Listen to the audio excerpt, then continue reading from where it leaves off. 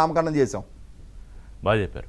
So Arun గారు, ఇవాళ DSC వ్యవహారాన్ని ముందు పెట్టుకుని అక్కడ ఏదో అన్యాయం జరిగిపోయింది, ఏదో స్కామ్ అయిపోయింది, గందరగోళం జరిగిపోయిందని ఒక నిరసనల డ్రామాలు నాటకాలతో బయటకు వచ్చారు. సో దాని విషయంలోనూ అలాగే ఈ 2 ఏళ్ల పాలనలో మీ కూటమి పాలనకు సంబంధించి ఏదో వెన్నుపోట్లో ఏదో పెట్టుకుని అవి పోస్టర్లు పెట్టుకుని అవి బయటకు వచ్చారు. సో ఈ రెండింటి మీద వాళ్ళ విధానం మీద మీ కామెంట్ ఏంటి? సార్, ప్యానెల్లో ఉన్న రాజేష్ గారికి, శ్రీనివాస్ గారికి మీకు నమస్కారం సార్. అలాగే ఏవిఎన్ వీక్షకు కూడా నమస్కారం. గత వైసీపీ గవర్నమెంట్ ఉన్నటువంటి 5 ఏళ్ల పాలనలో ఎప్పుడూ కూడా ప్రజాస్వామ్యబద్ధంగా నేను పరిపాలన చేస్తున్నాను, ప్రజల ఆస్తులకు, ప్రజల అవసరాలకు, ప్రజలిచ్చినటువంటి ఈ తీర్పుకు నేను విలువ ఇస్తున్నాను అన్నట్లుగా ఎప్పుడు జగన్మోహన్ రెడ్డి గారి పరిపాలన కొనసాగలేదు. దానికి ఉదాహరణలు చెప్పుకుంటే కోకోలలో ఇప్పుడు ఆల్రెడీ కొన్ని మన రాజేష్ గారు చెప్పారు. టిడ్కో ఇల్లు విషయం మీ అందరికీ తెలుసు సార్. అది ప్రజల డబ్బులతోటి పట్టణ ప్రాంతాల్లో ఉన్నటువంటి పేదల కోసం కట్టించినట్టు ఇల్లు ప్రభుత్వం. అవి డబ్బులు క్లియర్ గా ప్రజా ఖజానా నుంచి వినియోగించినయే. కానీ ఆ ఇల్లు కనుక ఇస్తే ఎక్కడ టీడీపీకి అప్పట్లో ఉన్నటువంటి ప్రభుత్వం ఉన్నటువంటి టీడీపీకి పేరు వస్తుందని చెప్పేసి ఆ ఇళ్లను పాడుబడ్డ బూత్ బంగ్లాల కింద మార్చి చాలా చోట్ల మెయింటెనెన్స్ కూడా సరిగ్గా లేక మళ్ళా ఇప్పుడు అవి ఇవ్వడానికి కూడా మళ్ళీ ప్రభుత్వం ఇంకా డబ్బులు ఖర్చు పెట్టి రీమోడల్ చేయాల్సిన పరిస్థితి ఏర్పడేలాగా ప్రజాధనాన్ని దుర్వినియోగం చేసినటువంటి వ్యక్తి ఎవరైనా ఉన్నారంటే జగన్మోహన్ రెడ్డి. అలాగే పోలవరం ప్రాజెక్టు విషయం మీకు తెలుసు, అమరావతి విషయం మీకు తెలుసు. ఇలా రకరకాల అంశాల్లో కేవలం ఆ ప్రభుత్వం చేసింది కాబట్టి, చంద్రబాబు నాయుడు గారి టైంలో టీడీపీ ప్రభుత్వం చేసింది కాబట్టి ఇప్పుడు నేను వాటిని కొనసాగించను అన్నట్లుగా ఇక్కడ ప్రభుత్వం అంటే ప్రజలు అన్న విషయం విస్మరించాడు జగన్మోహన్ రెడ్డి. ప్రభుత్వం అంటే ఖచ్చితంగా ప్రజలే. కంపెనీలు అలవాటు కదా, అట్లాగే అనుకున్నాడు అంతే.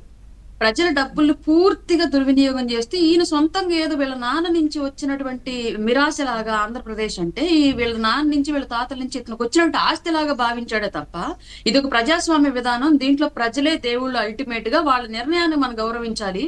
గతంలో టీడీపీని గెలిపించారు కాబట్టి ఆ నిర్ణయాన్ని గౌరవిస్తూ ఇవాళ మనల్ని గెలిపించారు కాబట్టి ఆ నిర్ణయం కొనసాగింపుగా ప్రజలకు అనుకూలంగా అభివృద్ధి చెందే విధంగా మనం పనిచేయాలన్నటువంటి విషయాన్ని జగన్మోహన్ రెడ్డి పూర్తిగా విస్మరించి వ్యక్తిగతంగా తీసుకొని చంద్రబాబు నాయుడు గారిని లేదంటే వాళ్ళ ప్రభుత్వాన్ని వాళ్ళు చేసినట్టు పనుల్ని విధ్వంసం చేయడమే నా పరిపాలన అన్నట్లుగా స్టార్టింగ్ కూల్చివేతలతో మొదలుపెట్టి చివరి వరకు కూడా అదే పరిపాలన కొనసాగిస్తూ వచ్చాడు. కాబట్టి ప్రజలు ఆ విషయాన్ని అంతగా హర్షించాల.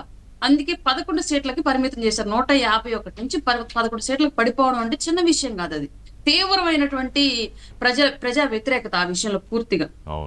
అంత దారుణంగా పరిపాలన చేశాడు అంటే ఖచ్చితంగా అతను ప్రజా నాయకుడిగా పనికిరాడు అన్న విషయాన్ని పూర్తిగా ప్రజలు ఓటు ద్వారా తీర్పునిచ్చారు. ఆ విషయాన్ని కూడా అర్థం చేసుకోకుండా ఇవాళకి కూడా నేనేదో ఒక డిబేట్ లో క్లియర్ గా నేను చెప్పాను సార్. ఎందుకంటే జగన్మోహన్ రెడ్డి అనే వ్యక్తి పరిపాలనకు పనికిరాడు. అతను కనుక రాజకీయాల్లో మళ్ళీ కనుక గెలిస్తే పూర్తిగా హత్యా రాజకీయాలు చేసుకుంటూ వెళతాడు తప్ప ఎట్టి పరిస్థితుల్లోనూ ప్రజాస్వామ్యబద్ధంగా పరిపాలన చేయడు. పోలింగ్ కేంద్రాలను చిల్లకెళ్లేలోపే అతను హత్యా రాజకీయం మొదలు పెట్టుకుంటూ వెళ్తాడని చెప్పి చెప్తున్నారు. అంటే ఓపెన్ గానే వాళ్ళు ఇప్పుడు చెప్తున్నారు. ఇందాక రాజేష్ గారు కార్యకర్త గొడ్డలు పట్టుకొని గంగమ్మ జాతరలో రప్ప నరుకుతాను అంటున్నాడు మీ కార్యకర్త. ఏంటండి జగన్మోహన్ రెడ్డి గారిని అడిగితే సహజంగా ఒక నాయకుడు అంటే అట్లీస్ట్ అతనికి మనసులో నరకాలన్నటువంటి ఇంటెన్షన్ ఉన్నప్పటికీ కూడా మీడియా ముఖం ఏం చెప్పాలి, అది తప్పండి, మేము ప్రజాస్వామ్యబద్ధంగా పరిపాలన చేస్తాము, నాయకులు కార్యకర్తలు ఏదో ఆవేశంలో అట్లా మాట్లాడుంటారేమో, దాన్ని మేమైతే ఎంకరేజ్ చేయట్లేదు అని చెప్పేసి మాట కొట్టేయాలి జనరల్ ఒక నాయకుల లక్షణం.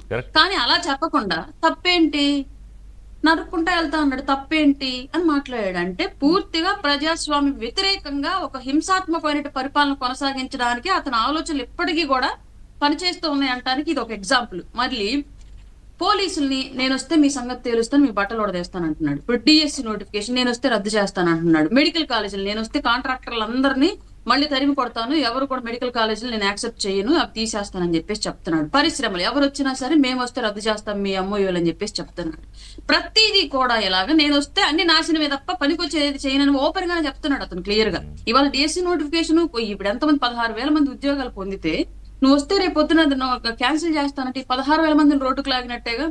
పోలీసు వ్యవస్థ 6,000 మంది ఉద్యోగాలు కుటుంబాలను రోడ్డుకు లాగినట్టే కదా. 6,000 మంది పోలీసు ఉద్యోగాలు పొందారు లాస్ట్ టైం. వాళ్ళని కూడా సేమ్ ఇదే బెదిరింపులు, నేను వస్తే మీ బట్టలు ఉడదేస్తానని చెప్పేసి. అంటే వాళ్ళందరూ నీ కుటుంబాలను రోడ్లు లాగినట్టే, రాష్ట్ర భవిష్యత్తుని లా అండ్ ఆర్డర్ని నువ్వు మళ్ళీ ప్రశ్నార్థకంగా పెట్టినట్లే.